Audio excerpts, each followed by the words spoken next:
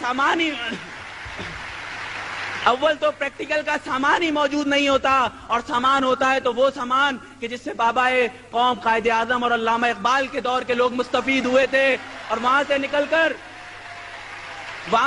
کر قوم کے مستقبل کو جب میں دیکھتا ہوں امتحانی حال کے اندر جاتا ہے، اور بعض اوقات فرشتوں کی امداد سے پرچے حل کرتا ہوا نظر آتا ہے، اور اپنے 4 سال اپنے 3 سال اس حال میں گزارتا ہے، اپنے 3 اور 4 سال اس حال میں گزارتا ہے کہ یہاں سے وہ ڈگری کا پرچہ حاصل کرتا ہے، جس کو حاصل کر کے اس کی گردن پر تھوڑی سی اور کلف لگ جاتی ہے، اور سمجھتا ہے کہ جامعہ کے دروازے سے نکلوں گا تو لوگ ہار اور پھول لیے کھڑے ہوں گے کہ صاحب ہم تو آپ ہی کا انتظار کر رہے تھے، میں نے تو اپنی فیکٹری میں مینیجر اسی لیے نہیں لگایا کہ آپ پاس آؤٹ ہونے والے تھے، لیکن ابھی جامعہ کے دروازے سے 2 قدم باہر نکلتا ہے کہ وہ چاند اور تارے کہ جو رات کو نظر آتے ہیں وہ اسے دن میں بھی نظر آنے لگتے ہیں۔ میرے دوستو، پھر پتا چلتا ہے کہ یہ ایم ایس سی اور ایم اے کیا ہوا طالب علم نوکری جب تک نہیں مل سکے گی جب تک کسی میٹرک فیل ایم پی اے اور ایم این اے کے گھر کا طواف نہیں کرے گا، پھر کسی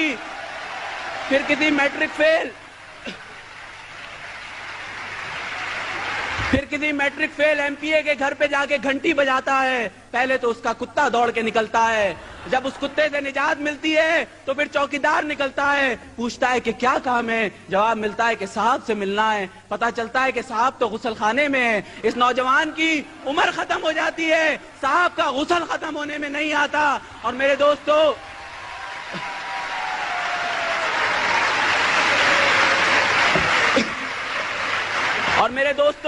وہ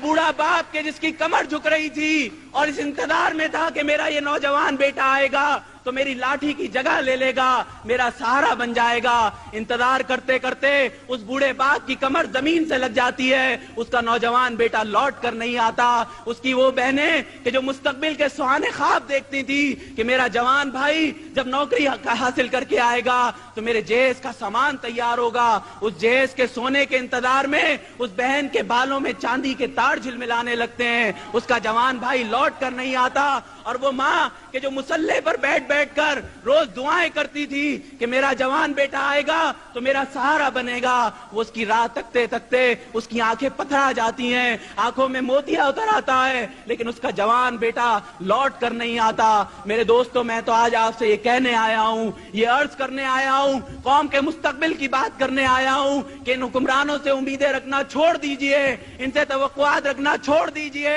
ان کو ہم سے کوئی امید نہیں، ہمیں ان سے کوئی امید نہیں۔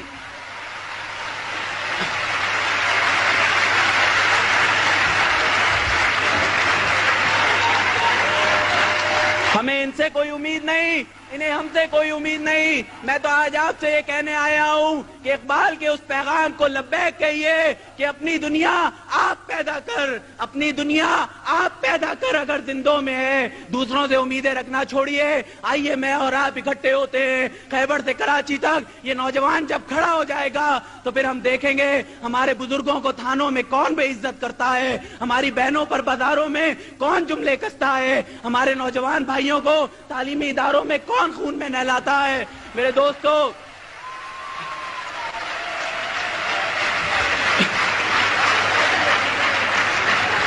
اپنی دنیا آپ پیدا کرنی ہوگی، اور میں